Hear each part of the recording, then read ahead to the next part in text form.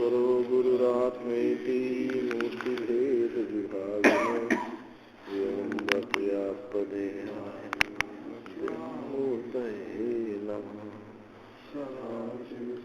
आरम्भा शङ्कराचार्यमध्यमः अस्मदाचार्यपर्यन्तं वन्दे गुरुपरम्पराम्।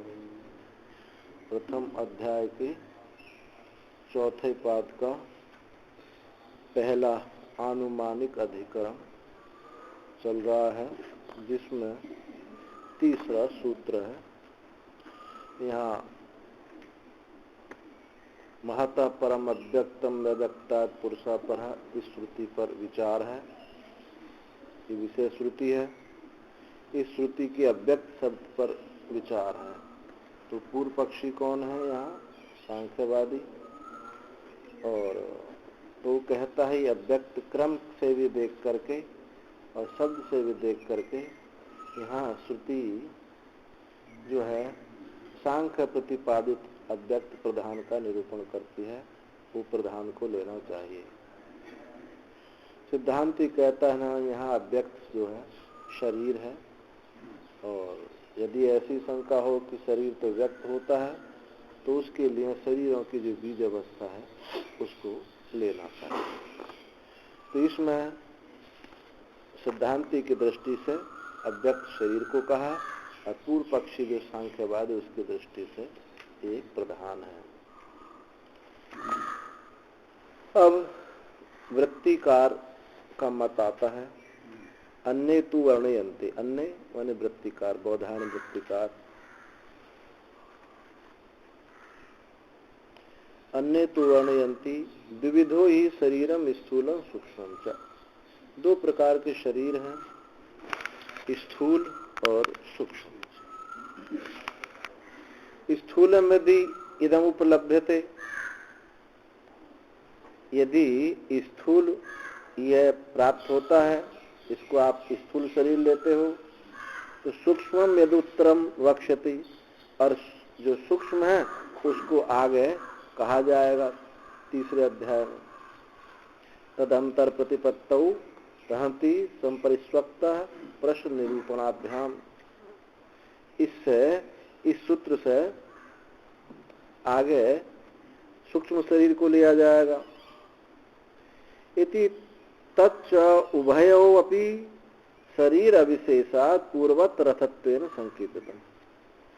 इसलिए यहाँ दोनों शरीर समान होने से पूर्वत्र पहले रथ रूप से कह दिया गया। ये दोनों शरीर समान रूप से पूर्व वाक्य में रथ रूप से दोनों कह दिए हैं। यह तो सूक्ष्म अव्यक्त शब्देन परिगृह्यते। सूक्ष्म से अव्यक्त शब्द अर्थत्वात्, किंतु यहाँ सूक्ष्म जो शरीर है उस सूक्ष्म को ही अव्यक्त शब्द से ग्रहण करना चाहिए, क्योंकि रथ रूप से वहाँ स्थूल कह दिया है, यहाँ इसको सूक्ष्म लेना चाहिए। अव्यक्त शब्द से वो कहता है वृत्तिकार, यहाँ सूक्ष्म शरीर लेना चाहिए, क्योंकि स्थूल शरीर तो रथ रूप कल्पना से अपने ले लिया है।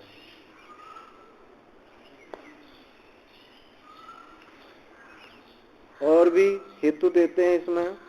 सूक्ष्म से अव्यक्त शब्द अर्हत्वाद, जो सूक्ष्म है वही अव्यक्त शब्द के कहने के योग्य है। सूक्ष्म को ही अव्यक्त कहा जाता है। और तद अधीनत्वाच्च बंध मोक्ष व्यवहारस्य जीवात् तस्य परत्वम्। और इस तद अधीनत्वात्, तद सूक्ष्म शरीर के अधीन होने से ही बंध मोक्ष का व्यवहार होता है। बंध मोक्ष का जो व्यवहार है ये सूक्ष्म शरीर के अधीन है। जीवात् तस्य परत्वम्, और जीव से उसका परत्व है। जीव से वो परत्व है, ऊपर है, श्रेष्ठ है, क्योंकि अविद्या है तभी जीवत्व है। जीव से उसका परत्व सिद्ध होता है, श्रेष्ठता सिद्ध होती है। यथा अर्थाधीनत्वाद इंद्रिय व्यापारस्य इंद्रियेभ्यः परत्वम् अर्थानामिति। जैसे कि अर्थ अर्थ अधीनात इंद्रिय व्यापार आया ना पीछे श्रुति में कि इंद्रियों से पर क्या है, अर्थ है, अर्थ से पर है मन है। तो जैसे कि अर्थ अधीन इंद्रियों का व्यापार है, इसी प्रकार से ये जीव भी सूक्ष्म शरीर के व्यापार से ही जीव जो है सूक्ष्म के शरीर से ही जीवत्व है। अब यहाँ जीव अब आप मानते हैं जीव के सूक्ष्म शरीर, वो कह रहा है सूक्ष्म शरीर से जीव हुआ है। दोनों में अंतर आ गया ना समझ में, क्योंकि सूक्ष्म शरीर अव्यक्त है, सूक्ष्म शरीर से ही ये जीव किसको मानना है, इस प्राणी को मानना है। प्राणी और जीव आप दोनों भिन्न मानते हो। जब परिच्छिन्न चेतन को आप कहते हो जीव कहते हो, और जब उसमें ये अंतःकरण मन आदि आगे श्वास क्रिया आदि चलने लगती है, अब इसको हम प्राणी कहते हैं। तो समाधि में कौन है, जीव है, और वैसे जो व्यवहार करने वाले ये क्या है, प्राणी है। प्राणी से जीव भिन्न नहीं होता, परंतु यहाँ भेद करने के लिए, समझने के लिए हम समझ लें कि हम वो प्राणी युक्त जो जीवत्व है उसी को वो जीव कह रहा है, परिच्छिन्न चेतन को जीव नहीं कह रहा। वृत्तिकार जो कह रहे हैं वो ऐसा कह रहे हैं। तो परिच्छिन्न चेतन कौन सा? बस परिच्छिन्न चेतन मैं हूँ, जो अनंतता जो ब्रह्मत्व जिसका नहीं है। अब समाधि में जीव भाव ही, हाँ जीव भाव, हाँ आपके अपनी भाषा में समझ ली जीव भाव, पर वो यहाँ कहते हैं परिच्छिन्न चेतन, परिच्छिन्न, हाँ जीव भाव ही समझिए उसको। तो परिच्छिन्न चेतन जीव, और जब प्राण से युक्त हो जाता है तब उसको प्राणी कह रहे हैं। तो वो कहता है कि सूक्ष्म शरीर जैसे इंद्रियों से अर्थ पर है, जबकि देखा ही जाता है कि इंद्रियों का विषय, इंद्रियों के विषय होते हैं, इंद्रियों का विषय होता है। और वहां कहा कि विषय से ऊपर इंद्रिय, और वहां कहा कि इंद्रियों से ऊपर विषय है। ऐसे यहाँ समझना चाहिए, कहता है ऐसे यहाँ समझना चाहिए। जीव से पर क्या है, ये सूक्ष्म शरीर है, क्योंकि सूक्ष्म शरीर से ही जन्म बंधन, जन्म व्यवहार आदि होता है। इसलिए जैसे वहां अर्थ पर है, ऐसे ही जीव से सूक्ष्म शरीर पर है। अर्थ क्यों होता है कि बंध मोक्ष का व्यवहार उसी से होता है, सूक्ष्म शरीर से। जैसे इंद्रियों से पर अर्थ है, ऐसे ही जीव से पर ये सूक्ष्म शरीर है।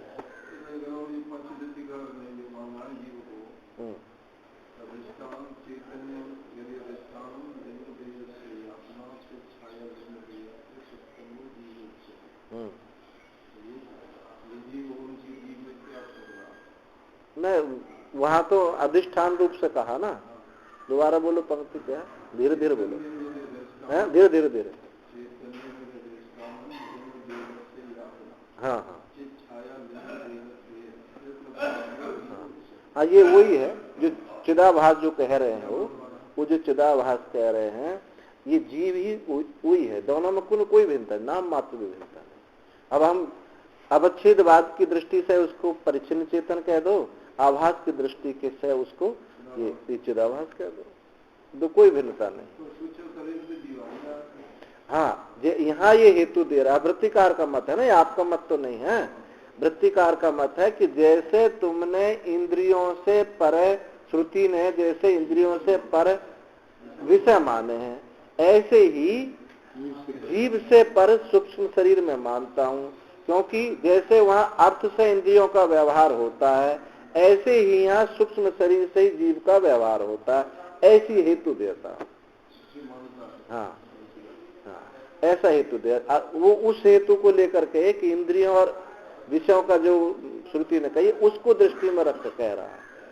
और हम लोग क्या मानते हैं कि विषय से पर है इंद्रियां, जैसे गीता में भी कहा विषय से पर इंद्रियां। श्रुति कह रही है कि विषय से पर नहीं, इंद्रियों से पर विषय है। तो उस जैसे वहां श्रुति ने कहा है, क्यों है कि वो इंद्रियों का व्यवहार जो है उस विषयों से ही होता है। यदि विषय नहीं हो तो इंद्रिय व्यवहार नहीं होगा। और ऐसे ये कह रहा है कि सूक्ष्म शरीर नहीं है तो जीव का कोई व्यवहार नहीं है, सुषुप्ति में समाधि में जीव पड़ा रहता है, किसी को बंधन मोक्ष का कोई प्रसंग है नहीं। क्योंकि सूक्ष्म शरीर कोई जीव मानो, सूक्ष्म शरीर कोई जीव मानो है, एक ही बात है। यहाँ कहने की शैली है, बस कहने की शैली है, वो हेतु ये देता है।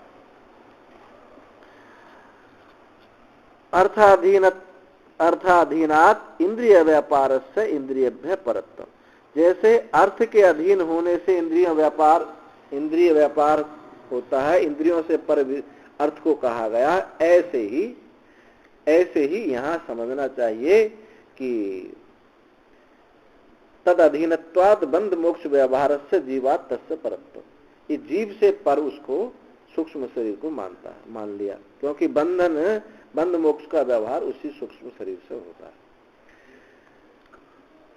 तु एतद वक्तव्यम।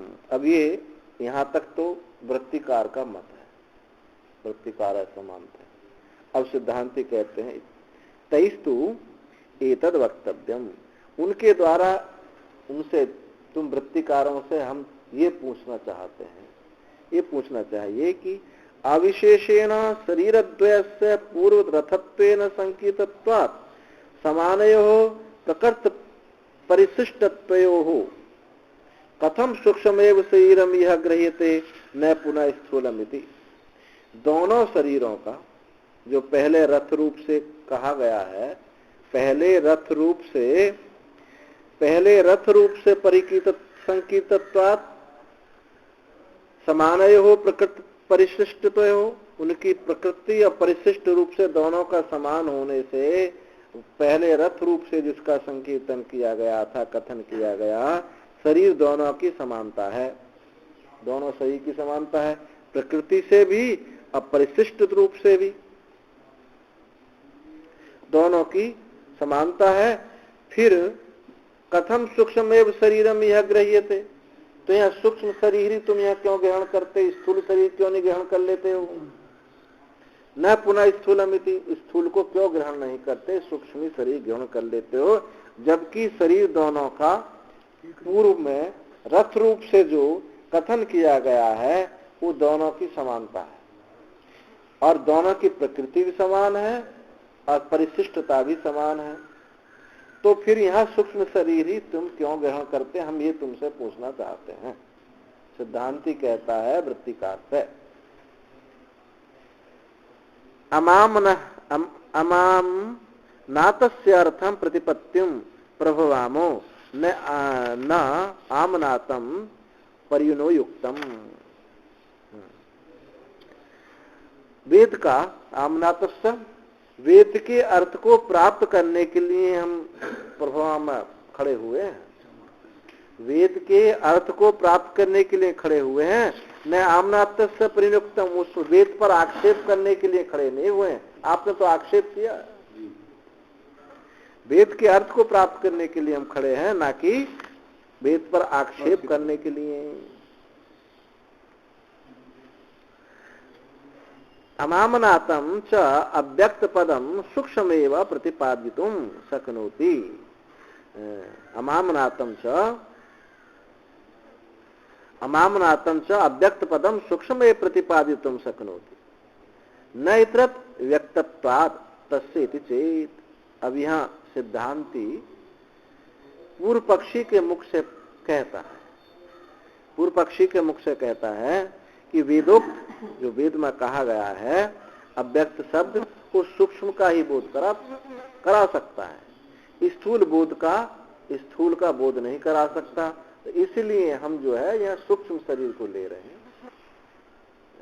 स्थूल शरीर को नहीं लेंगे, स्थूल का बोध नहीं करा सकता, क्योंकि न इतर व्यक्तत्वात्, वो व्यक्त है, व्यक्त होने के कारण। तस्य चेत, यदि ऐसा तुम कहो, यदि तुम्हारे मन में ये शंका हो कि वेद जो है अव्यक्त शब्द सूक्ष्म के लिए कहा जा रहा है, अव्यक्त शब्द सूक्ष्म ही प्रयोग हो सकता है, स्थूल में नहीं हो सकता, तो स्थूल बोध नहीं करा सकता, इसलिए स्थूल शरीर व्यक्त है। इसलिए यदि ऐसा तुम कहना चाहते हो तो तुम्हारा कहना ठीक नहीं है। क्यों नहीं है? एक वाक्यता अधीनात अर्थ प्रतिपत्ति। देखो, अर्थ की जो प्राप्ति है एक वाक्यता होनी चाहिए। चाहे मीमांसक है तो भी वो विधि वाक्य में सबका एक वाक्यता कराया, और चाहे उत्तर मीमांसा है तो भी वहां एक वाक्यता कराएगा। वहां साक्षात श्रुति क्या हो गई विधि वाक्य, उसमें वेदांत वाक्य में क्या हुई, अहम ब्रह्मास्मि साक्षात हुआ।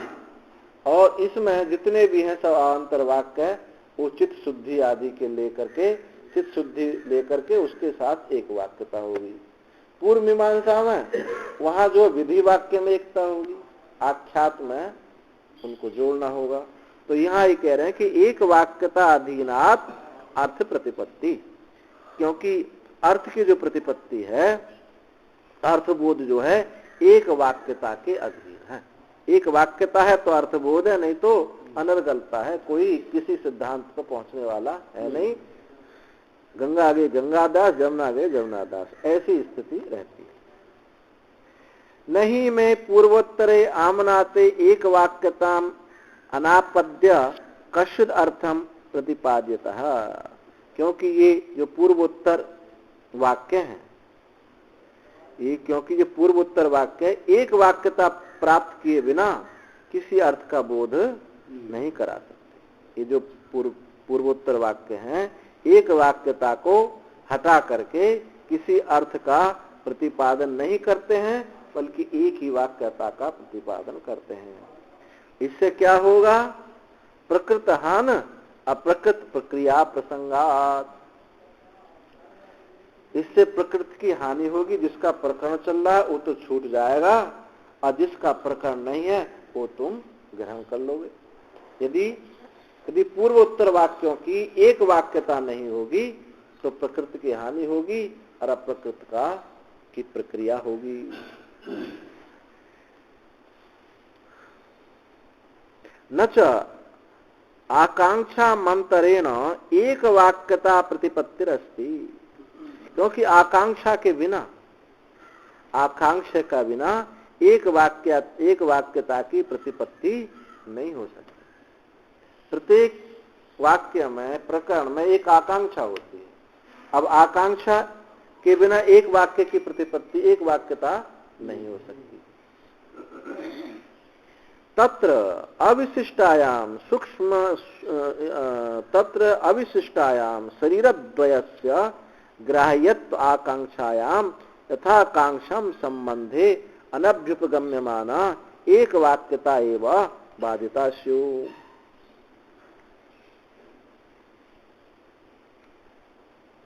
हाँ, ऐसी स्थिति में तत्र अविशिष्टायाम ग्रही आकांक्षा, इस आकांक्षा की समानता होने पर, इस ऐसी स्थिति में दोनों शरीरों की आकांक्षा समान हो जाने पर, के अनुसार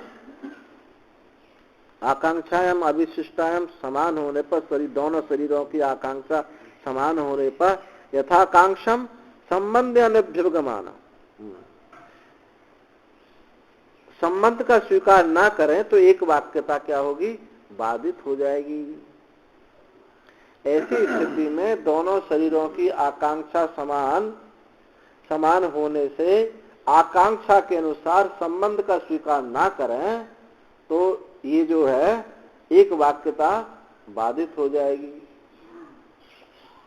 फिर कुतः आमनातस्य अर्थ प्रतिपत्ति, तो फिर वेद वाक्य का अर्थ कैसे प्राप्त होगा। जब एक वाक्यता बाधित हो जाएगा तो वेद वाक्य का अर्थ प्राप्त नहीं होगा।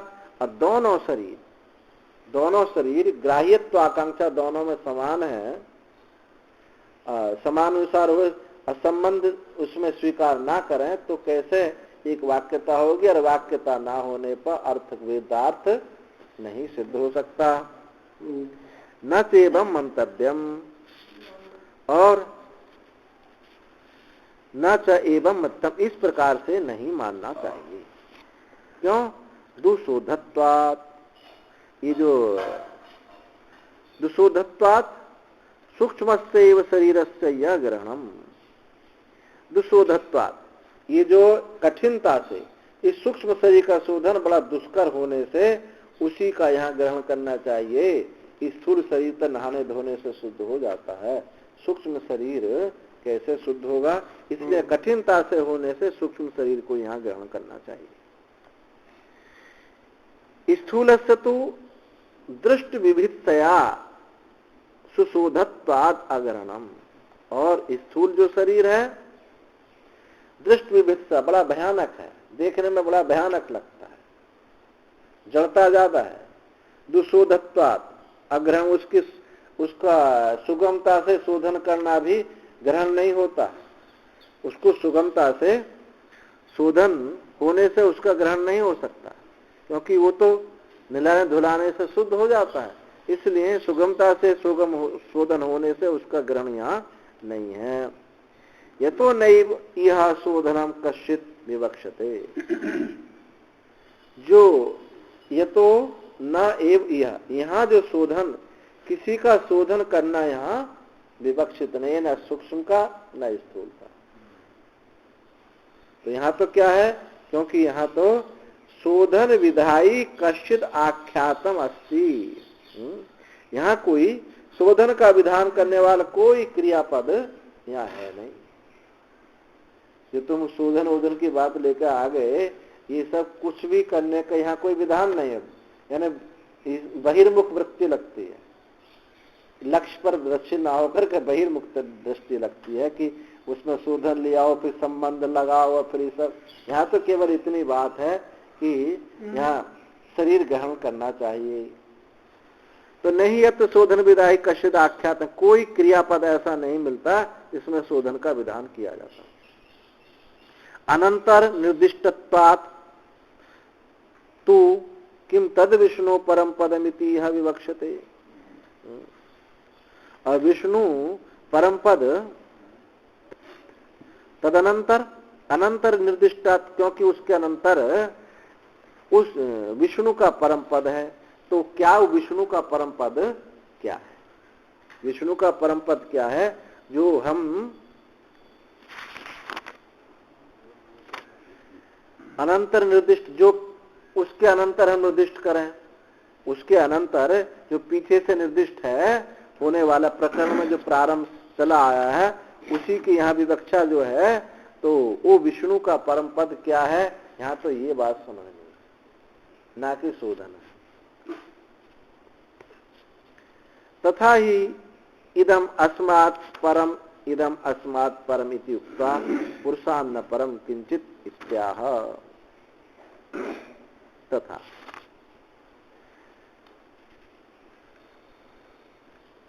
तथा ही इदम अस्मात्, इससे पर ये है, इससे पर ये है, ऐसा कहा, इससे पर ये है, इससे पर ये, ऐसा कह करके पुरुषान्न परम किंचित सा काष्ठा सा परागति, उस पुरुष से पर कुछ भी नहीं है, वही काष्ठा है, ऐसा कहा गया। तो सर्वथापि तो अनुमानिक निराकरण उपपत्ते, सर्वथापि, सर्वथा अनुमानिक में सांख्य प्रधान, सांख्य प्रधान का निराकरण ही यहाँ प्राप्त होता है। ये जो अव्यक्त शब्द को तुम यहाँ लेना चाहते हो, इस श्रुति में अव्यक्त शब्द ये सांख्य प्रतिपादित प्रधान का वाचक यहाँ नहीं है, यहाँ शरीर का वाचक है। नामास्तु न नः किंचित छिद्यते। अब भले ही नाम अव्यक्त भले ही तुम्हारा हो, नामास्तु नाम भले ही हो गए, न किंचित छिद्यते, इसमें हमारी कोई हानि नहीं। जब किसी दूसरे दर्शन का शब्द लेकर के अपना अर्थ कहा जाता है, इसको बोलते हैं अभ्युपगम सिद्धांत। अभ्युपगम सिद्धांत श्री कृष्ण भगवान की ये बहुत शैली है। गीता में आप देखें, सांख्य के शब्दों को लेकर के और अपनी बात कही, तो इसको अभ्युपगम सिद्धांत बोलते हैं। तो नाम भले ही कोई हो वह, इससे हमारी कोई हानि नहीं है, भले ही तुम अव्यक्त नाम रखो, हमको कोई हानि नहीं। तो ये आगे चौथा सूत्र देते हैं, ज्ञेयत्व वचनाच्च, ज्ञेयत्व अवचनाच्च, ज्ञेयत्व वचनात् अव्यक्तस्य ज्ञेयत्व अनभिधानात्। अव्यक्त को यहाँ ज्ञेय नहीं कहा गया, अव्यक्त को यहाँ ज्ञेय नहीं कहा गया। जैसे सांख्यवादी ज्ञेय मानता है ऐसे यहाँ ज्ञेय नहीं कहा गया है। चापि न अत्र अव्यक्तम प्रधानम, इसलिए अव्यक्त प्रधान नहीं हो सकता क्योंकि उसको ज्ञेय नहीं माना गया। सांख्यवादी ज्ञेय मानते हैं।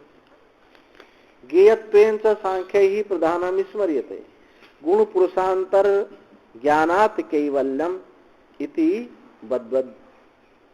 वदद्भिः।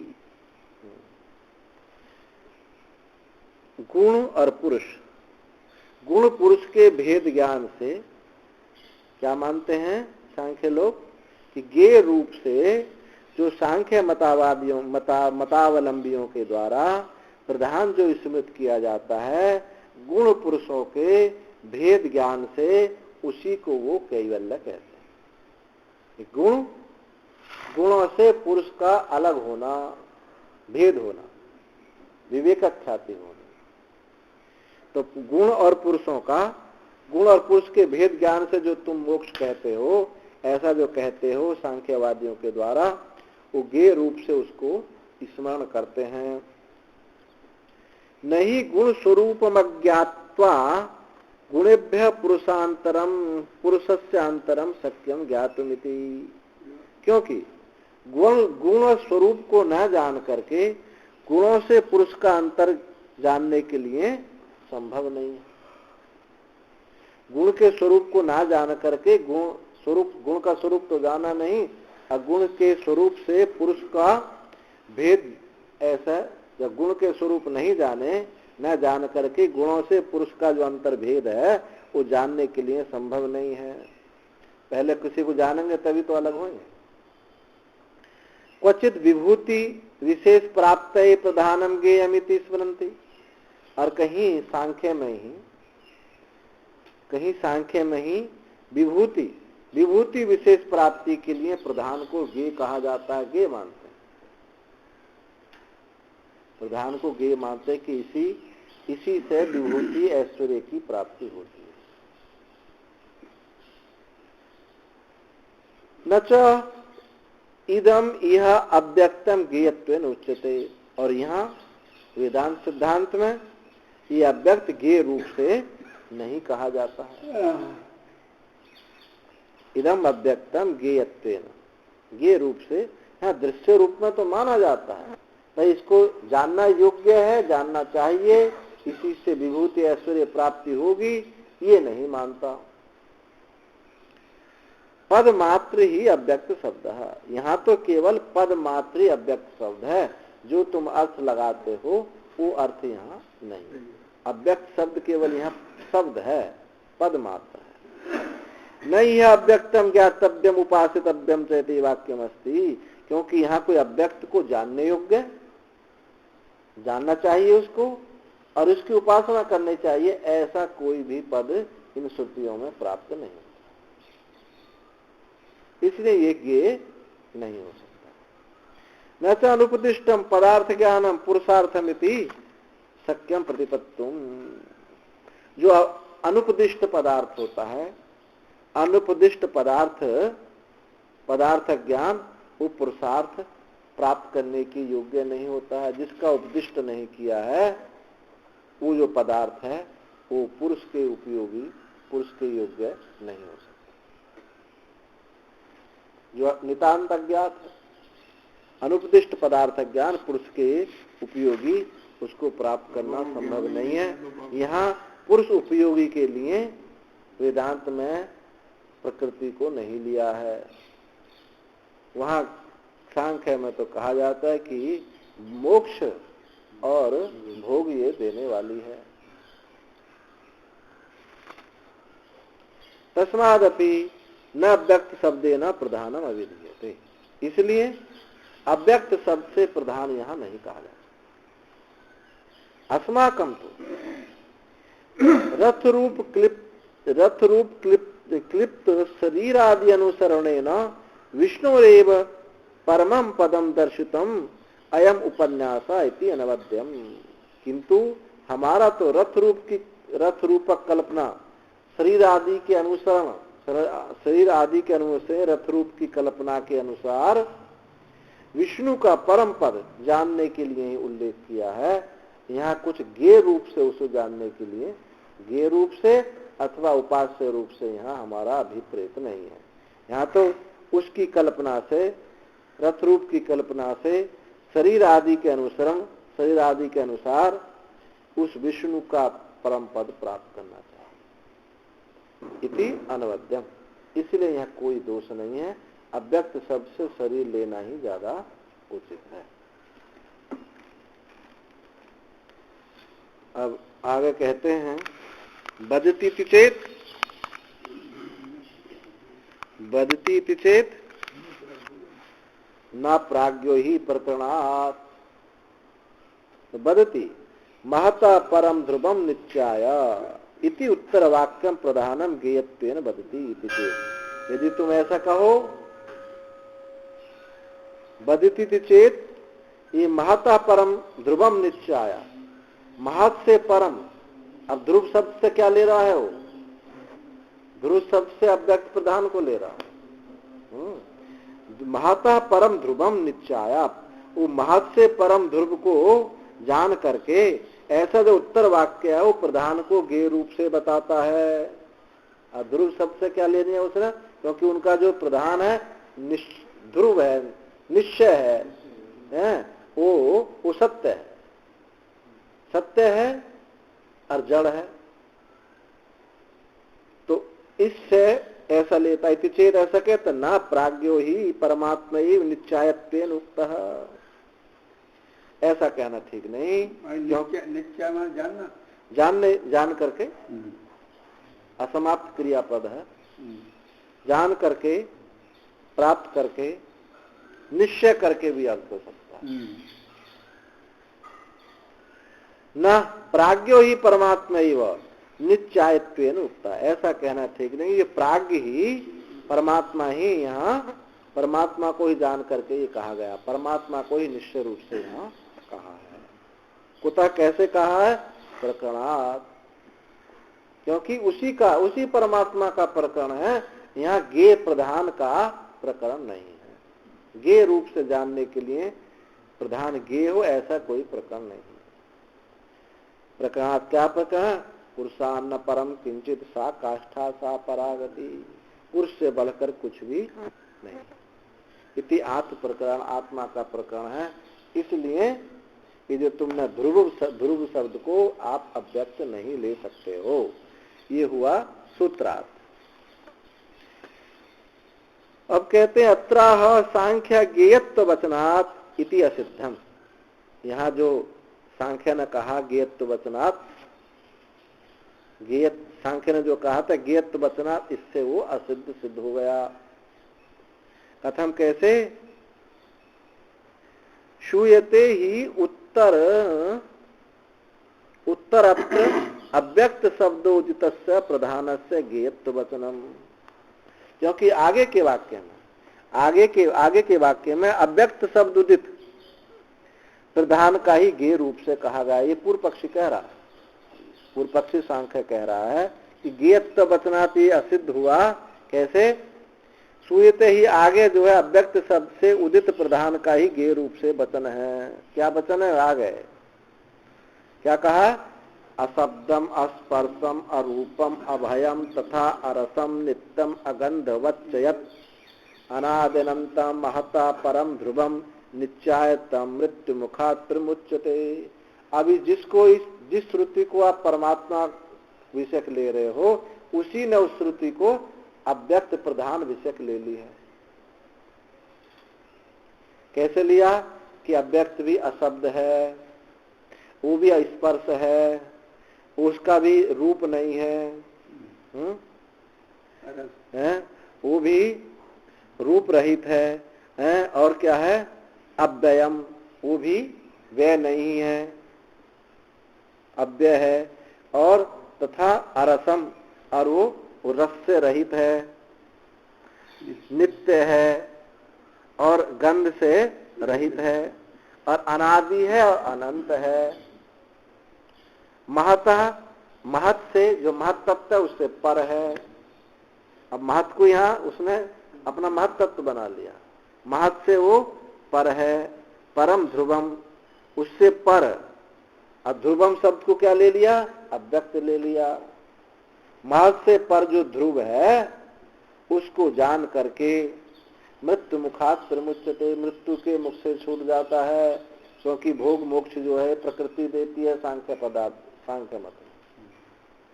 तो जिस श्रुति को आप ब्रह्म परक कहते हैं उसने इसको अव्यक्त परक किया है।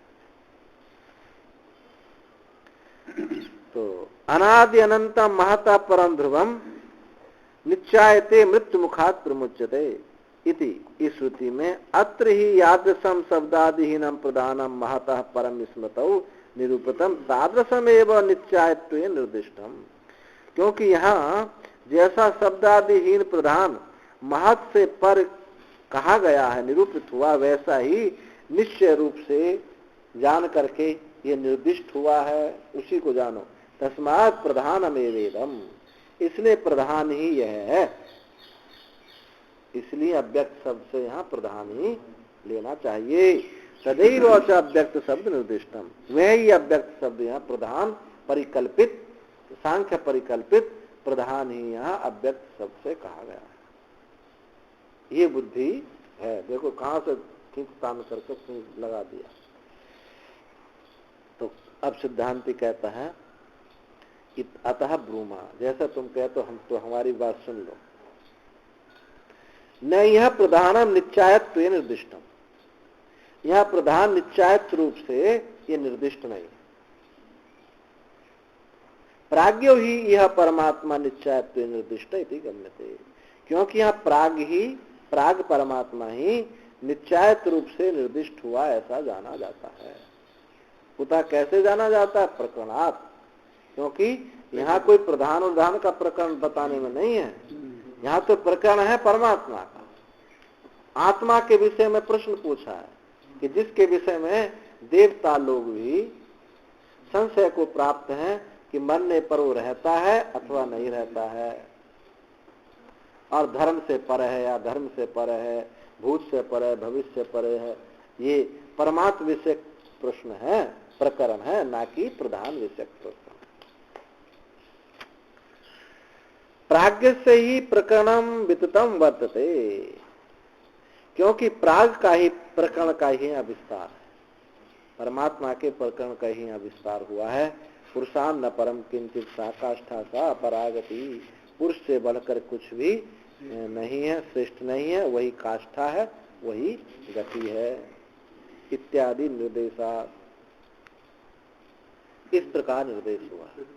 यह सर्वेषु भूतेषु गूढ़ात्मान प्रकाशते, और वह ये सब भूतों में छुपा हुआ है, आत्मा छुपा हुआ इस सबको प्रकाशित नहीं होता है। इति च दुर्ज्ञानत्व वचनेन तस्सैव ज्ञेयत्व आकांक्षात्, क्योंकि उसी दुर्विज्ञानत्व, उस दुर्ज्ञान वचन रूप से तस्सैव उस परमात्मा का ही ज्ञेयत्व की आकांक्षा है, या प्रधान की आकांक्षा नहीं। आपके है नहीं फोन में, है नहीं, भाष्य नहीं है, है? तो खोलो तो फिर।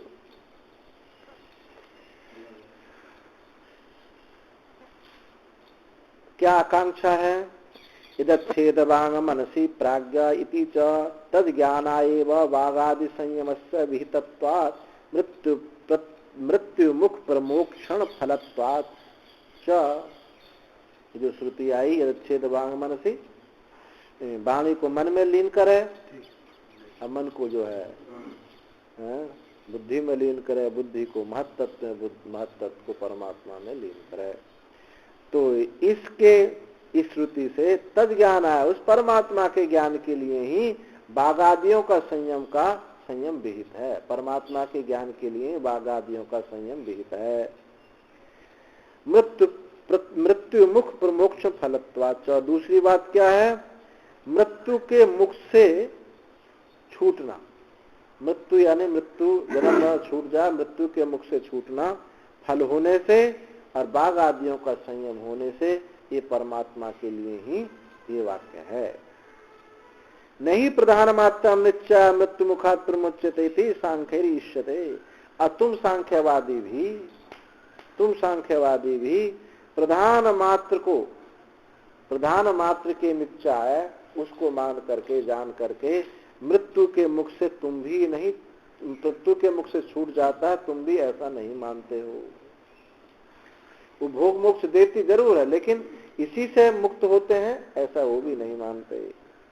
सांख्यों के द्वारा भी अभीष्ट है कि प्रधान मात्र को जान करके मृत्यु के मुख से छूट जाता है, ये तुमको भी इष्ट नहीं है। चेतनात् विज्ञानादि मृत्यु मुखात् प्रमुच्यते इति तेषाम अभ्युपगम। चेतन आत्मा के विज्ञान से ही मृत्यु के मुख से छूटता है, ऐसा उनका वो भी स्वीकार करते हैं। वो भी चेतन के ज्ञान से ही, पुरुष की असंगता के ज्ञान से ही वो भी इस दुख से छूटते हैं, मृत्यु के मुख से छूटते हैं, उनका भी ऐसा कहना है। सर्वेषु वेदांतेषु प्राज्ञस्य आत्मनो अशब्दादि धर्मत्व अभिलिप्यते। सब वेदांतों में ये प्राग आत्मा का ही अशब्दादि धर्म रूप कहा गया। वह शब्द अरूपम अरस जो श्रुति है ये परमात्मा विषय की है, सब वेदांतों में ऐसा ही कहा गया। इसलिए तस्माद न प्रधानस्य अत्र गेयत्वम अव्यक्त सब निर्दिष्टम। वाह, इसलिए प्रधान का यहाँ गेयत्व अव्यक्त शब्द, गेयत्व और अव्यक्त शब्द, गेयत्व और अव्यक्त जो है निर्दिष्ट नहीं हुआ है। यहाँ जो अव्यक्त शब्द जो है शरीर के लिए हुआ है और प्रधान को भी यहाँ गे नहीं माना है। ऐसे ये सूत्र समाप्त हुआ। आगे और एक सूत्र आया, त्रियाणाम एवं च एवं उपन्यासः प्रश्नस्य। त्रियाणाम एवं च एवं उपन्यासः प्रश्नस्य। एवं पूर्वोक्त वाक्य पर्यालोचनाया, पूर्वापर वाक्यों के विचार करने से त्रियाणाम एवं कौन कौन से तीन, अग्नि जीव परमात्मा नैव उपन्यासा। अग्नि जीव परमात्मा का ही उपन्यास, वक्तव्यत्वेन उपन्यास, वक्तव्य रूप से कहा। तीन कौन से, तीन प्रश्न पूछे थे। प्रसन्न होकर के यमराज ने 3 वरदान दिए थे और तीनों के लिए 3 प्रश्न पूछे थे। बाद में अपनी प्रसन्नता से यमराज ने एक वरदान और दिया जिसमें कर्ममयी माला का निरूपण आया। तो कौन कौन से प्रश्न पूछे थे, तो वो 3, एक तो अग्नि विषयक प्रश्न था, एक जीव विषयक प्रश्न था, एक परमात्मा विषयक प्रश्न। 3 प्रश्न पूछे। तो प्रश्नश्च अग्नि जीव परमात्मा विषयक एक प्रश्नोपि दृश्यते अतः न अव्यक्त प्रधानम। इनमें तीनों प्रश्नों में कोई अव्यक्त प्रधान प्रश्न देखने को मिलता नहीं है। तीनों प्रश्न जो है जीव विषयक, परमात्मा विषयक और अग्नि विषयक।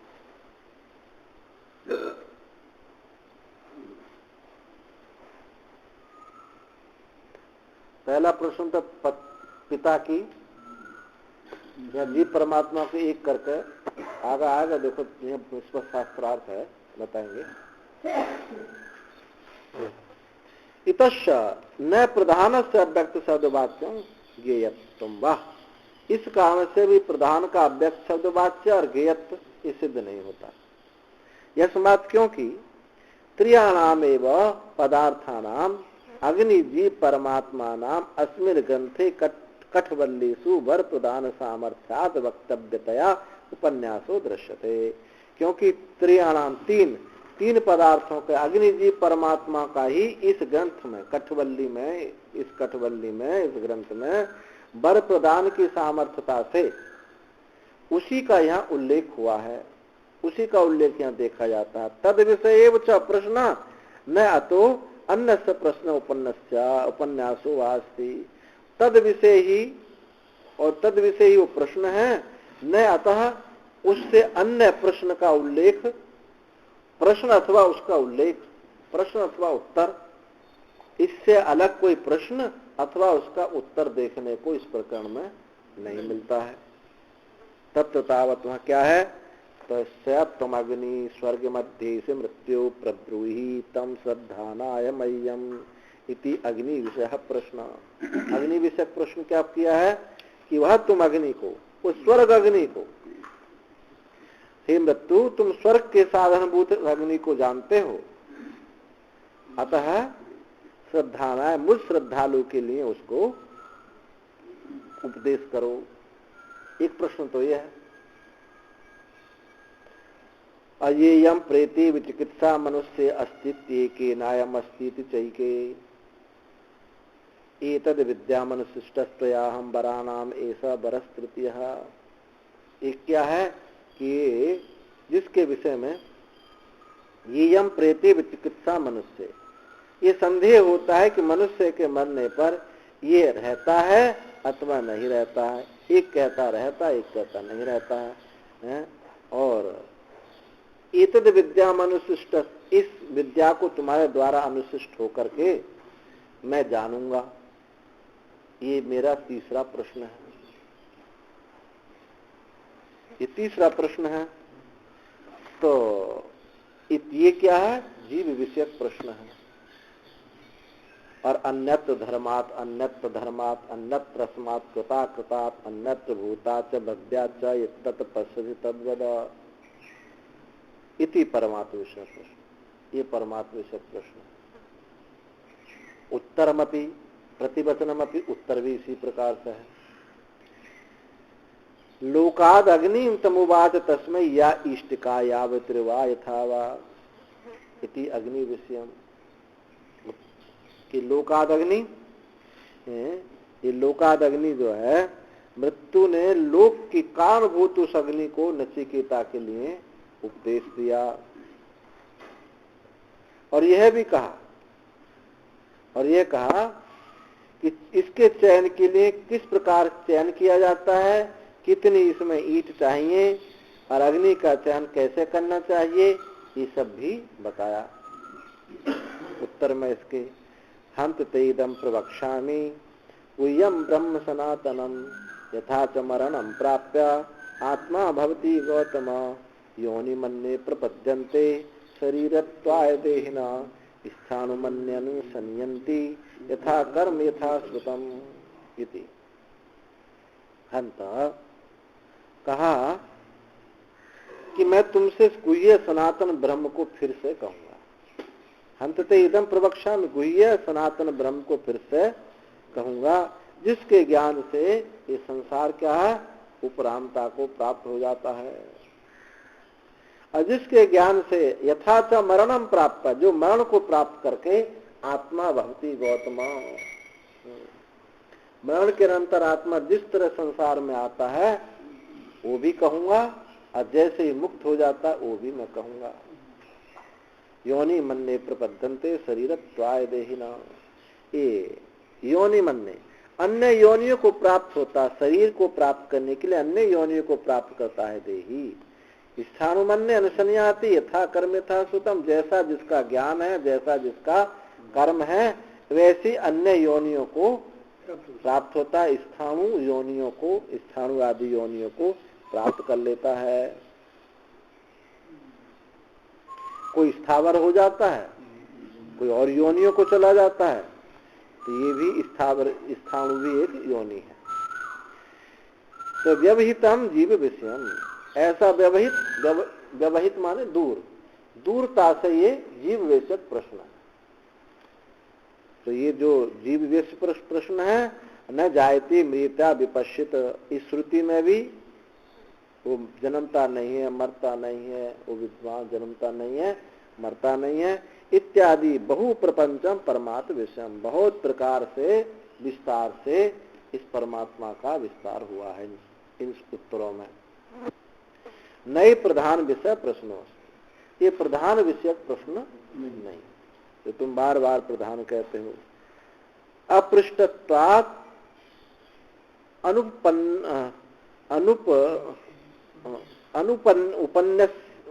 अनुपसन्नियत्वम तस्येति। अपृष्टत्वात् पूछा जाने से उसका उपन्यास करना भी बनता नहीं है। जब प्रश्न नहीं है तो उसका उत्तर भी ऐसा नहीं दिया जा सकता। अनुपन्यास नियतम, उसका उपन्यास भी नहीं है ऐसा। तो अत्राह कहते हैं योयम आत्म विषय प्रश्न, यो ये प्रश्नो ये यम प्रेते विचिकित्सा मनुष्य अस्ति किम स एव अयम अन्यत धर्माद अन्यत धर्मात् इति पुनरनुकृष्यते किम बात तो अन्य अयम अपूर्व प्रश्न उत्थाप्यते। अब ये पूर्व पक्ष कहता है, अत्राह कहता है कि यो यम आत्म विषय, जो आत्म विषय प्रश्न है कौन सा, ये यम प्रेते विचिकित्सा मनुष्य, ये जो आत्म विषय प्रश्न पूछा था पहला, किम स एवयम, क्या ये धर्म अन्यत्र धर्मात अन्यत्र धर्मात, क्या ये वही प्रश्न की अनुवृत्ति हुई है जो पहले प्रश्न पूछा था कि जिसके विषय में संदेह है कि मनुष्य का मन में तो रहता है नहीं रहता है, ये जो आत्म विषय प्रश्न है, क्या वह ही ये अन्यत्र धर्मात अन्यत्र धर्मात उसी की फिर अनुवृत्ति हुई है, अथवा कि उससे अन्य कोई नया प्रश्न उठाया है। अन्यत्र धर्मात अन्यत्र धर्मात, उससे कोई नया प्रश्न उठाया अथवा उसी की ये अनुवृत्ति है। किम चाहता, तो इससे क्या हुआ, इससे क्या प्रयोजन है भाई, इससे क्या प्रयोजन है, सही वही ये प्रश्न का प्रयोजन है हमारा। पूर्व पक्षी कहता हमारा ये प्रयोजन है, सैव अयम प्रश्न पुनरनुकृष्यति यदि उच्चेत तथा द्वयो आत्म विषयो प्रश्नयो एकता पत्तेति अग्नि विषय आत्म विषय दौ प्रश्नौ इति एतौ न वक्तव्यम त्रियाणाम प्रश्नोपन्नस्य इति। बढ़िया प्रश्न शंका करिए, कहा कि इससे तुम्हारा क्या प्रयोजन है, तो कहते हैं वह ही ये प्रश्न, यदि ये वही प्रश्न है जिस धर्मात धर्म, ये जो कहा कि अन्यत्र धर्मात अन्यत्र धर्मा, यदि ये वही यह प्रश्न उसी की अनुवृत्ति ये है, यदि ऐसा कहते हो तो द्वय आत्म विषयों, तो दो आत्म विषय प्रश्न है, दो आत्म विषय प्रश्नों एकता आपत्ति, दोनों प्रश्नों की एकता सिद्ध हो रही है। परमात्म विषय की और आत्म विषय प्रश्न दोनों की एकता सिद्ध होती है, और एकता सिद्ध होने से एक अग्नि विषय प्रश्न और एक आत्म प्रश्न, दो ही प्रश्न प्राप्त होते हैं। और तुम कहते हैं न वक्तव्यम त्रियाणाम प्रश्नोपन्नस्य, तीन प्रश्नों का उल्लेख नहीं है, ना तीन प्रश्न है ना तीन प्रश्न का उल्लेख है। यदि उसकी अनुवृत्ति इसको मानते हो तो तीन प्रश्न ना हो गए, तुम्हारे दो प्रश्न हो गए। अतः अन्योयम अपूर्व प्रश्न उत्थाप्यते यदि उच्चेत, यदि तुम ऐसा कहते कि अन्य ही अपूर्व प्रश्न उठाया गया है, यदि ऐसा कहो तो यथैव वर प्रदान व्यतिरेकेण प्रश्न कल्पनायाम अदोषः। यदि ऐसा कहते हैं तो जैसे वर प्रधान व्यतिरेकेण, वर प्रधान से भिन्न रूप से प्रश्न कल्पना जैसे की गई है तुम्हारे यहाँ, ऐसे ही मैं वहां प्रधान की चर्चा ना होने पर मैं भी इसी प्रकार की कल्पना कर सकता हूं। आई बात तो है नहीं, ये तो यथैव वर प्रधान व्यतिरेकेण प्रश्न कल्पनायाम दोषः, जैसे प्रश्न कल्पना में तुम्हारा कोई दोष नहीं है, दो प्रश्न बनते हैं, तुमने तीन कह दिए, तो इसी प्रकार प्रश्न व्यतिरेकेणापि प्रधान उपन्यास कल्पनायाम दोषः, इसलिए प्रश्न से भिन्न रूप से भी प्रधान की मैं यदि कल्पना करता हूं तो इसमें क्या दोष है, मैंने वैसी कर ली तुम्हारी तरह, अदोषः स्यात्, कोई दोष नहीं होगा। तो सिद्धांति कहते हैं अत्र उच्यते, इस विषय में सुनो, नैवं वयम यह वर प्रदान व्यतिरेकेण प्रश्न कश्चित् कल्पयामः, इस प्रकार हम यह वर प्रदान से व्यतिरेक रूप से भिन्न रूप से किसी प्रश्न की कल्पना हम नहीं करते। वाक्य उपक्रम सामर्थ्यात्, वाक्य उपक्रम की सामर्थ्यता से वाक्य का जैसा उपक्रम है हम उसी के अनुसार चलेंगे, कोई अन्य कल्पना हम नहीं करेंगे। वाक्य उपक्रम सामर्थ्यात् वर प्रधान उपक्रमा ही मृत्यु नचिकेत संवाद रूपा वाक्य प्रवृत्ति असमाप्ते कठवल्ली नाम लक्ष्यते। जो वर प्रधान उपक्रम, जैसे वर प्रधान यमराज ने नचिकेता को वर दिया था, वर प्रधान उपक्रम ही मृत्यु नचिकेता संवाद रूपा वाक्य की प्रवृत्ति ही पूरी बल्ली में इसी की चर्चा है, कोई और इसमें विषय नहीं है। पूरे उपनिषद में देखें, इसके अलावा नचिकेता यमराज के संवाद के अलावा और कुछ बात इसमें नहीं है। वाक्य प्रवृत्ति उसी में समाप्त, संपूर्ण बल्ली उसी में समाप्त हो गई है, नचिकेता और यमराज के संवाद में अलग से कोई प्रश्न बनता नहीं है। मृत्यु किल नचिकेत से पित्रा प्रहिताया त्रीन वरान प्रददौ नचिकेता किल तेषां प्रथमेन वरेण पितुः सौमनस्य बभ्रे द्वितीयेन अग्निविद्यां द्वितीयेन आत्मविद्यां।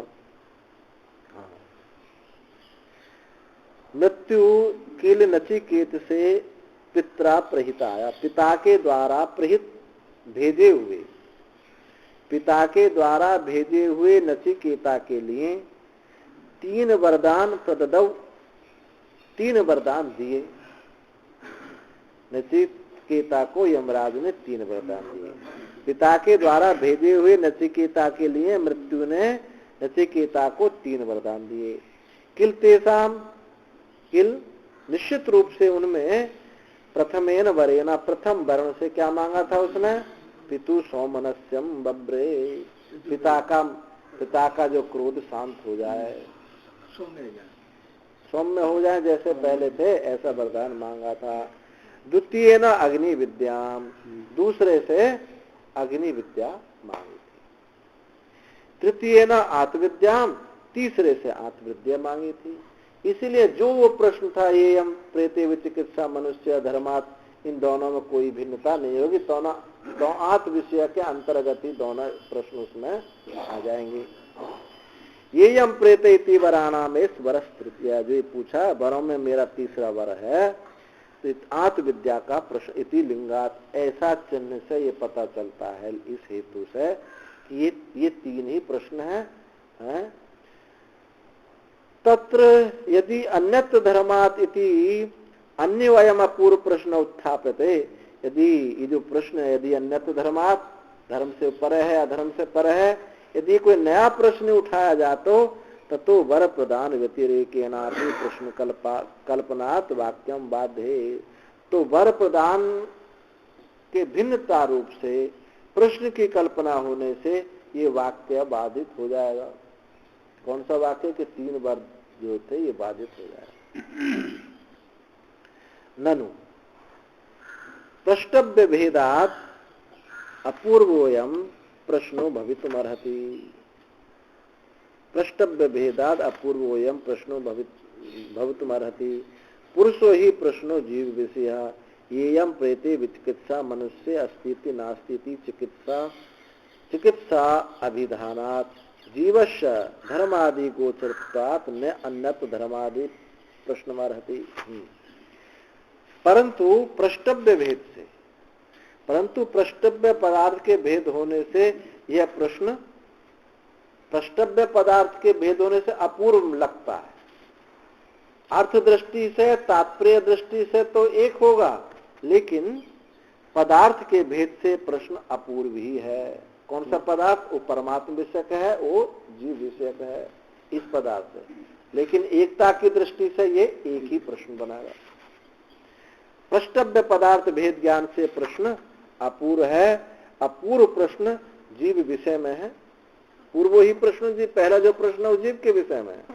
ये यम प्रेते विचिकित्सा मनुष्य अस्तित्व के नायम अस्तित्व के, ये चिकित्सा अभिधानात्, क्योंकि संदेह जो किसको होता है? जीव को ही होता है, परमात्मा को कोई संदेह नहीं हो सकता है। जीवस्य धर्मादि गोचरत्वात् न अन्यत धर्माद इति प्रश्नमर्हति, क्योंकि जीव धर्मादि गोचरत्व होने से धर्मादि गोचर होने से न अन्यत्र धर्मात्, वो धर्म से परे नहीं हो सकता। इसलिए प्रश्न अर्हति, ये प्रश्न के पहला प्रश्न जीव विषयक होने के योग्य है। अप्राज्ञस्तु, जो प्राज्ञ है, धर्मादि अतीतत्वात् अन्यत्र धर्मादिति प्रश्न अर्हति। जो प्राज्ञ है धर्मादि से अतीत है, तो प्रष्टव्य पदार्थ से दोनों में भिन्नता है, पर एकत्व की दृष्टि से दोनों में कोई भिन्नता नहीं। इस दृष्टि से एक ही प्रश्न है, अप्रष्टव्य पदार्थ की दृष्टि से अपूर्व प्रश्न है। धर्मादि अतीतत्वात् अन्यत्र धर्मादिति प्रश्न अर्हति, ये प्राग ही धर्म अधर्म से परे वही हो सकता है, इसलिए उसके लिए प्रश्न योग्य है। प्रश्नच्छाया च न समाना लक्ष्यते, प्रश्न की छाया से, प्रश्न के बाह्य पदार्थ दृष्टि से ये दोनों समान लक्षित नहीं होते। प्रश्न छाया दोनों का, प्रश्न छाया प्रश्न से अलग अलग प्रश्न दोनों मालूम पड़ते। पूर्वस्य अस्तित्व अनास्तित्व विषयत्वाद, उत्तरस्य धर्मादि अतित्व वस्तु विषयत्वाद। पहला जो प्रश्न है अस्तित्व नास्तित्व के विषय में है, और दूसरा ये जो प्रश्न है धर्मादि से अतीत वस्तु के विषय में है। प्रश्न छाया से दोनों समान नहीं है। तस्मात् प्रतिविज्ञान अभावात् प्रश्न भेदा, इसलिए प्रतिविज्ञा के अभाव होने से यहाँ प्रश्न में भेद है।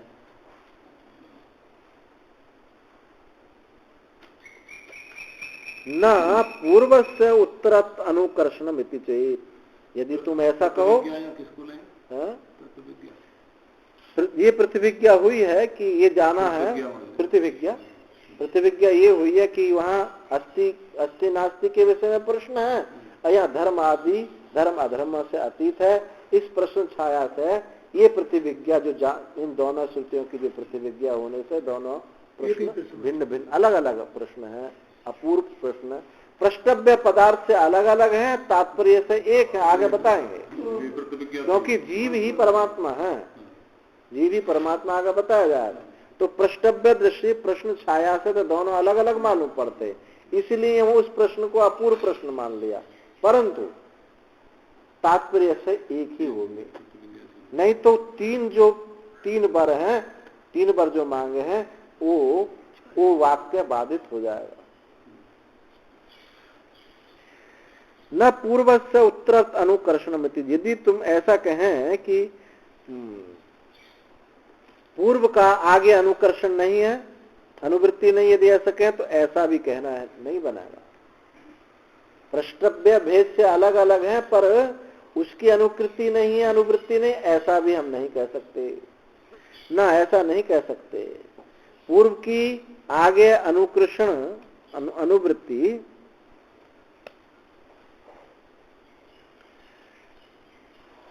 पूर्व प्रश्न की उत्तर वाक्य में अनुवृत्ति नहीं है, ऐसा यदि कहो तो ऐसा भी हम नहीं कह सकते। क्यों?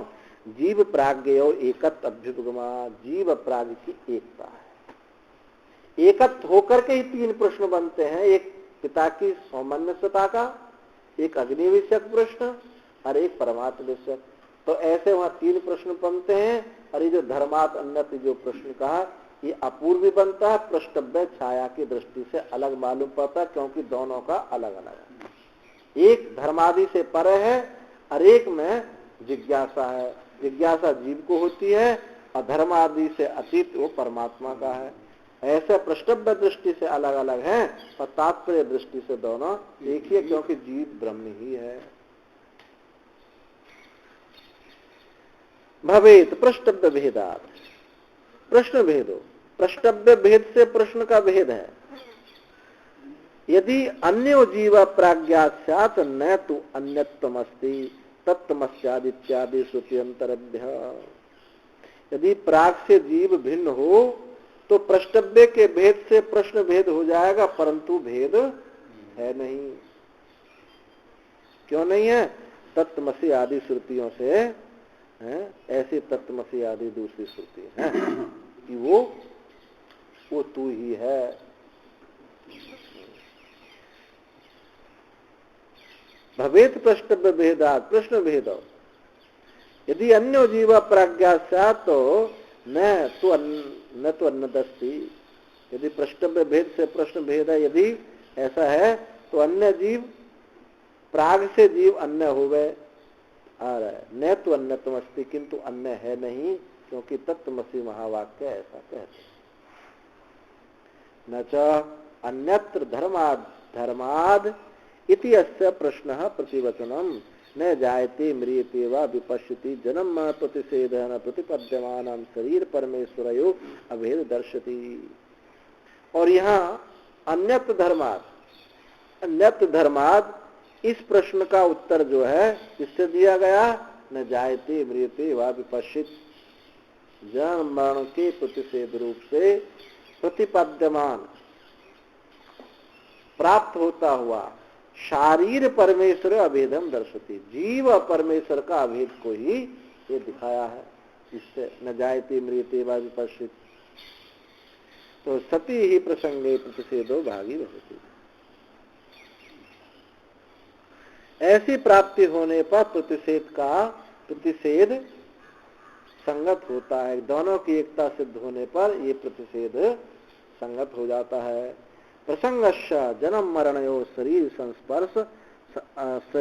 संस्पर्शात् शरीरस्य भक्ति न परमेश्वरस्य। प्रसंग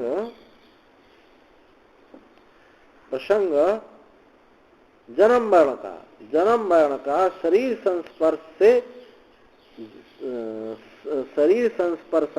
के संस्पर्श से शरीर का होता है, जन्म मरण परमेश्वर का नहीं होता है।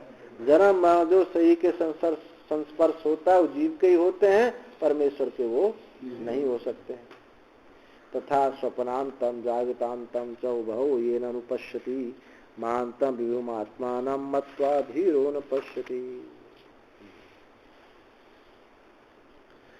जिससे स्वप्न और जागृत दोनों अवस्थाओं को देखता है।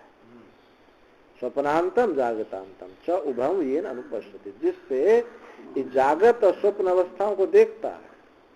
महानतम विभुमात्मान, उस महान को, विभु को, आत्मा को, उस विभु महान आत्मा को मत्वा जान करके धीरो न सोचती, उसका चिंतन करके धीर शोक नहीं करता है। इति स्वप्न जागृत दृशो जीवस्य महत् विभुत्व विशेषणस्य मननेन शोक विच्छेदम दर्शन प्राज्ञाद अन्यो जीव इति दर्शति। स्वप्न जागृत अवस्थाओं को देखने वाले महत्व और विभुत्व विशिष्ट जीव के चिंतन से शोक का विच्छेद दिखलाया है। दिखलाया हुआ यम प्राग से जीव का अभेद बताते हैं कि जागृत स्वप्न का जो दृष्टा जीव है, महत्व विभु विशेषण, उसी को क्या कहा है? स्वप्नांतम जागृतान। जागृत स्वप्न किसकी होती हैं? जीव की है, परमात्मा जीव की होती है। तो अब उसी जीव की जो जागृत स्वप्न अवस्थाओं को जिसके द्वारा देखता है, उस विभु आत्मा को जान करके शोक से पार हो जाता है। तो उस दृष्टा जीव को महत्व विभुत, उसी को विभु कहा, उसी को महांत कहा। ऐसा जान करके इन विशेषणों से मनन करने से सिद्ध होता है, उसका शोक विच्छेद चला जाता है। इसलिए प्राग से जीव अन्य नहीं है। विभु आत्मा ये परमेश्वर के हो गए, और जागृत स्वप्न किसकी लक्षण हुआ? जीव के हो गए। और उसी को विभु बताया गया है, उसी को विभु बताया। दोनों की क्या यहाँ महावाक्य सिद्ध होगा श्रुति, हाँ तत्त्वमसि महावाक्य सिद्ध होगा। तो इससे प्राग से जीव जो है अन्य नहीं है, भिन्न नहीं है, ऐसा दिखाया गया है। इस दृष्टि से दोनों प्रश्न एक हो जाएंगे। और प्रष्टव्य दृष्टि, आकार सामान्य दृष्टि से देखें तो प्रश्न दोनों अलग अलग है। प्राग विज्ञानादि ही शोक विच्छेदाति वेदांत सिद्धांत। ये सिद्धांत है कि परमात्मा के ज्ञान से ही शोक की निवृत्ति होती है, ये वेदांत सिद्धांत है। इसलिए जीव क्या है? यहाँ परमात्मा ही है। तथा आगे भी कहेंगे, आगे भी कहते हैं यदेवेह तदमुत्रम यदमुत्रम तदन्विह मृत्यु से मृत्युमाप्नोति य इह नानेव पश्यति। जो यहाँ यद एव इह तदमुत्रम, जो यहाँ इस देह में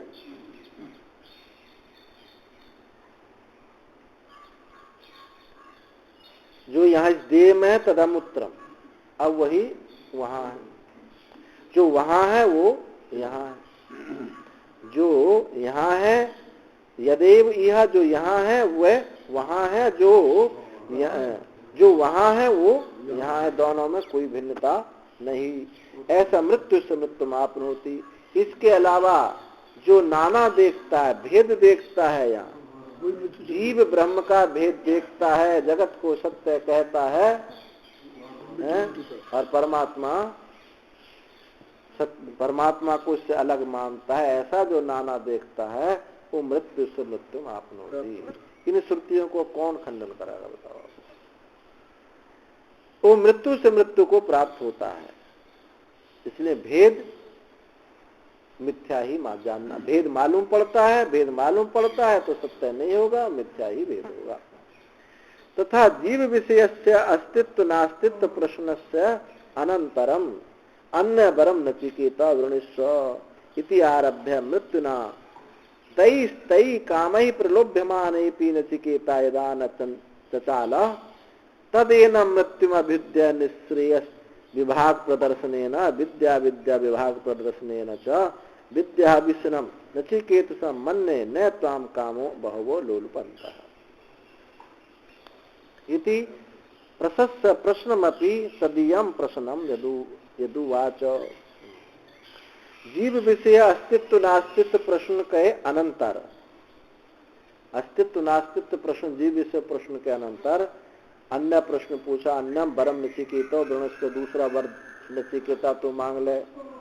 ऐसा आरंभ करके मृत्यु ने, यमराज ने तई कामई, उन कामनाओं के द्वारा उसको प्रलोभित किया।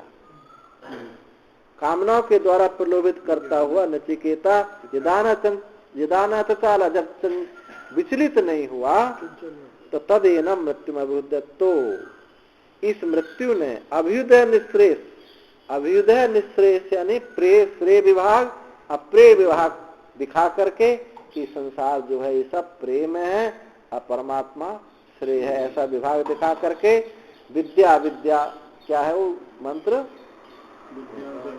ना और विद्या के विभाग के प्रदर्शन से उसका विभाग दिखा करके और कहा विद्या भिप्सनम नचिकेतम मन्ने न त्वाम काम बहुवो लोलुपंता, कि नचिकेता मैं तुझे विद्यार्थी मानता हूँ,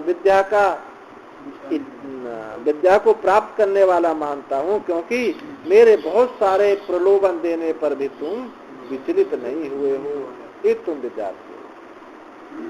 इति प्रशस्य प्रश्नमपि, ऐसे प्रशंसा की, अब प्रश्न की भी प्रशंसा, प्रश्न की प्रशंसा करके तदीयम प्रश्नम यदुवाच,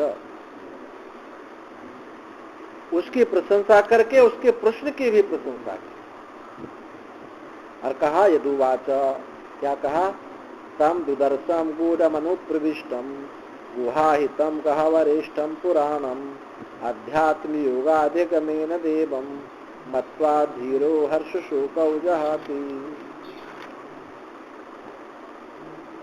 कहा कि तम दुदर्शम गूढ़म अनुप्रविष्टम, दुर्विज्ञ है, गूढ़ है, माया में छुपा हुआ है, प्रविष्ट है। दुदर्श है, गूढ़ है, माया में छुपा हुआ है। गुहाहितम गहवरेष्ठम पुराणम, अरे बुद्धि में स्थित है। गहवर अनेक अनर्थों से ये युक्त है, गहवरेष्ठ। और क्या है?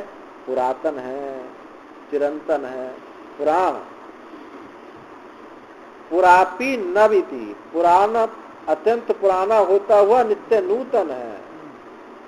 पुराण किससे कहते हैं? अत्यंत पुराना होता हुआ भी नित्य नूतन है। और अध्यात्म युगाधिगमेन देवम, इस अध्यात्म योग के द्वारा, अध्यात्म योग के अधिगम से उस देव को जान करके ये जो धीर है हर्ष शोक को छोड़ देता है। इति तेनापि जीव प्राज्ञ अभेद एक यह विवक्षित ही गम्य से, तो उससे भी जीव और प्राज्ञ, जीव और परमात्मा का अभेद ही यहाँ विवक्षित है, ऐसा जाना जाता है।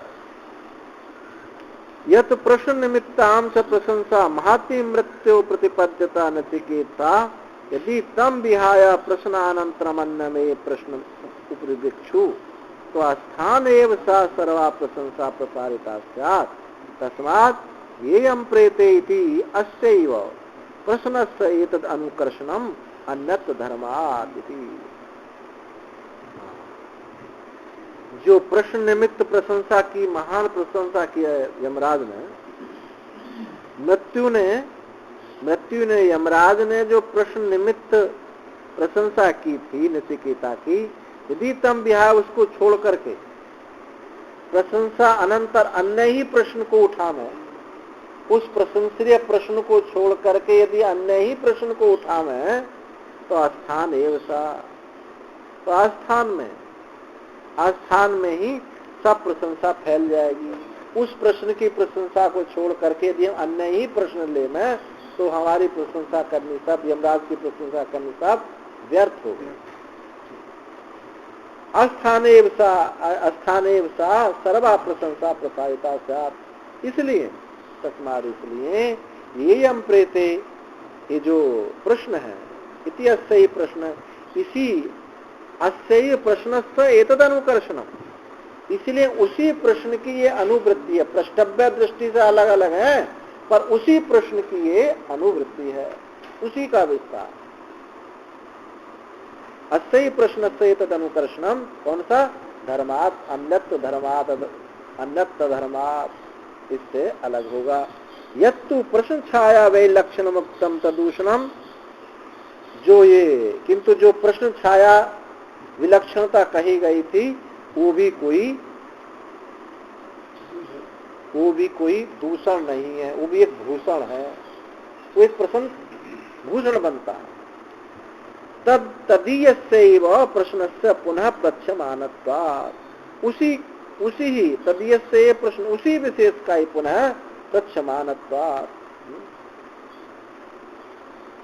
दोनों प्रश्नों में सादृश्यता न होने का ये विलक्षणता है, दोनों में सादृश्यता होने से ये तो विलक्षणता है, ऐसा कहा गया, इसलिए कोई दोष नहीं है, वहां तो भूषण ही है। और उसी को विशेष रूप से यहाँ जो आगे धर्मत्र अन्याय, इसको विशेष रूप से यहाँ कहा गया है। तभी प्रश्न, उसी प्रश्न का यहाँ प्रच्छमान, उसी का प्रश्न का पूछा जाने से पूर्वत्र ही देहादि व्यतिरिक्त आत्मनो अस्तित्व पृष्ठम उत्तरत्व तत्सैव असंसारित पृच्छते इति। क्योंकि देह से व्यतिरिक्त आत्मा के अस्तित्व में जो पूछा था, देह से मरने के बाद में ये रहता है नहीं रहता, ये आत्मा के विषय में अस्तित्व पूछा था, उत्तरत्व तो उसके आगे उसी असंसारी, उसी प्रश्न के असंसारी रूप से उसी का वर्णन किया है। आगे तत्सैव असंसारित्वं पृच्छते, उसी का ही असंसारित्व के विषय में प्रश्न पूछा गया है। तो यावद ही अविद्या निवर्तते तावत धर्मादि गोचरत्वं